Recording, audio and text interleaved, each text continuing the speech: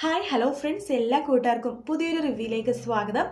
അങ്ങനെ നമ്മുടെ പ്രകാശിനും അതുപോലെ തന്നെ മോനും തിരിച്ചടി കിട്ടുന്ന ഭാഗങ്ങളാണ് നമ്മൾ നാളെയും അതുപോലെ തന്നെ മറ്റന്നാളായിട്ട് കാണുന്നത്. ഏകദേശം മറ്റന്നാളാകുമ്പോഴേക്ക് വിക്രം ജയിലിൽ പോകും. പ്രകാശിൻ്റെ അവസ്ഥ ഏകദേശമൊക്കെ തീർന്ന പോലെ തന്നെയാണ്.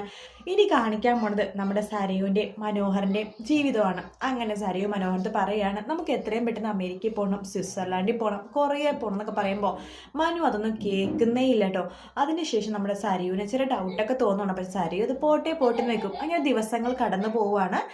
സരയു അങ്ങനെ അതാണ് ഒരു കുഞ്ഞിനെ ജന്മം നൽകുവാണ്. അപ്പോഴേക്കും നമ്മുടെ ഭ്രാന്താശുപത്രിയിൽ നിന്ന് എങ്ങനെയെങ്കിലും രാഹുൽ പുറത്തൊക്കെ ചാടും കേട്ടോ. രാഹുൽ എന്തായാലും ഭ്രാന്താശുപത്രി അധിക ദിവസം കിടക്കില്ല. കാരണം പ്രകാശിൻ്റെ ഒക്കെ ആ ഒരു ഇത് ഒതുങ്ങി കഴിഞ്ഞാൽ രാഹുലാണല്ലോ അടുത്തത്. രാഹുലിൻ്റെ ആ ഒരു താരയുടെ മകളാണ് സരയു എന്നൊക്കെ അറിയണമെങ്കിൽ രാഹുൽ അകത്തന്നെ വേണമല്ലോ.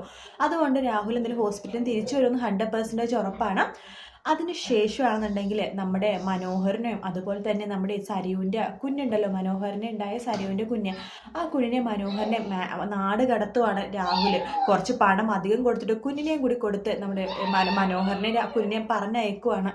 അതിനുശേഷമാണ് സരയുവിനെ എങ്ങനെയെങ്കിലൊക്കെ കിരണിനെ കൊണ്ട് കല്യാണം കഴിപ്പിക്കണം എന്നൊരു വിചാരത്തിൽ നമ്മുടെ എന്താണ് രാഹുൽ കല്യാണിനെ പിന്നെ ഒതുക്കാൻ വേണ്ടി നോക്കണത്.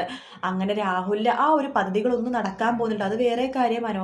മനോഹർ ഒരു തെറ്റ് ചെയ്തിട്ടുള്ള ഒരാളാണെന്ന് അറിഞ്ഞെങ്കിലും സരയു വേറെ കല്യാണം കഴിക്കാൻ പോകുന്നില്ല. കാരണം സരയുവിനെ അത്ര ആത്മാർത്ഥമായിട്ട് സ്നേഹിച്ചാണ് മനോഹരനെ. അതുകൊണ്ട് സരയു വേറെ കല്യാണം കഴിക്കാൻ പോകുന്നില്ല. മാത്രമല്ല കിരൺ എന്തായാലും കല്യാണം ഉപേക്ഷിക്കുകയില്ല. അങ്ങനെ രാഹുലിൻ്റെ പ്ലാനൊന്നും നടക്കാൻ പോണില്ല. എന്തായാലും സരയുവിൻ്റെ പ്രസവവും സരയുവിൻ്റെ യഥാർത്ഥ അമ്മ താരയാണെന്നുള്ള സത്യവും കാര്യങ്ങളൊക്കെയാണ് കേട്ടോ നമ്മൾ അടുത്ത ആഴ്ച കാണാൻ പോകുന്നില്ല. അടിപൊളി ഭാഗങ്ങളൊക്കെ തന്നെയാണ് ഇനി അടുത്തടുത്ത് തന്നെ വരാൻ പോകുന്നത്. വീഡിയോ ഇഷ്ടപ്പെട്ടെങ്കിൽ ലൈക്ക് ചെയ്യാൻ മറക്കരുത്, സബ്സ്ക്രൈബ് ചെയ്യുക. മറ്റൊരു വീഡിയോ ആയിട്ട് വീണ്ടും കാണാം ഫ്രണ്ട്സ്. അതുവരെ ടേക്ക് കെയർ, ബൈ ബൈ.